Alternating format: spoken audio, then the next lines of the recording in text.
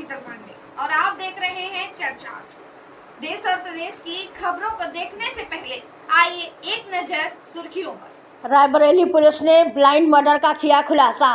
किसान की हत्या मामले में पुलिस ने आरोपी को किया गिरफ्तार। किसान तेज बहादुर की फावड़े से काटकर की गई थी हत्या। पुलिस ने आरोपी राम मनोहर को किया गिरफ्तार। आरोपी की बेटी के ससुराल वाले को मृतक ने दी थी छुट्टी जहर खाने की सूचना, जिसकी वजह से शादी टूटने की आ गई थी नौबत। इसी बात की खुन्नस रख रहा था आरोपी राम मनोहर। हत्या के 5 दिन बाद पुलिस ने हत्याकांड से उठाया पर्दा। महाराजगंज कोतवाली क्षेत्र के हलौर गांव की घटना। रिपोर्टर रोहित मिश्रा। करके क्या खुलासा हो रहा है?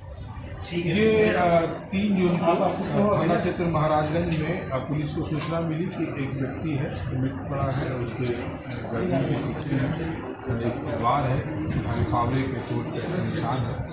मौके पर जो है फॉरेंसिक टीम पहुंची, पुलिस फोर्स पहुंची, वरिष्ठ अधिकारीगण एसपी महोदय पहुंचे और परिवारीजनों की तहरीर पर 145/25 103 BNS हत्या की संगीन धाराओं में अभियोग निरूपित किया गया और इस वक्त महाराजगंज और पर्यवेक्षण में जिलाधिकारी के पर्यवेक्षण में इसकी विवेचना शुरू हुई और अनावरण करने का प्रयास किया गया।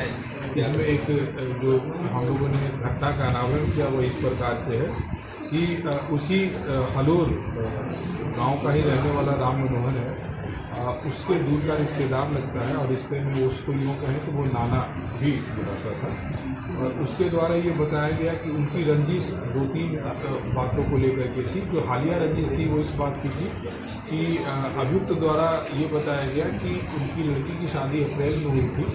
इसके ससुराली जनों तक या गाँव में, क्योंकि एक दूसरी जाति के लोगों का ही वो बहुत गाँव है, ये रूमर रखा गया था कि उनकी बेटी ने शादी से पूर्व जो है जहर खा लिया। इस बात को लेकर के दोनों में बहुत खुन्नस था। इससे पूर्व भी कई छोटे छोटे, क्योंकि उसी गांव के लोग रहने वाले थे, छोटे छोटे विवाद कई थे।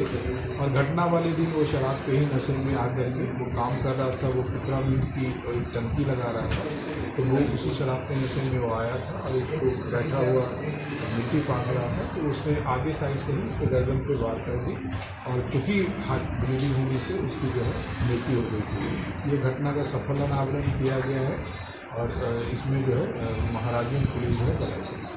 इसमें शुरू में हत्या आरोपी समझ में नहीं आ रहा था, कई बार लग रहा था कि वो कोई परिजन ही हो सकता है। पुलिस पहुंची कैसे हत्यारे तक? और वहाँ पे कई जो हमारी जो वैज्ञानिक तकनीक है, CCTV सर्विलांस इत्यादि का सहयोग लिया गया था। पुलिस घटनाओं के अनावरण के संबंध में विस्तार से गांव के लोगों से पूछताछ की जा रही थी और घटना को अच्छे से समझने का प्रयास किया जा रहा था।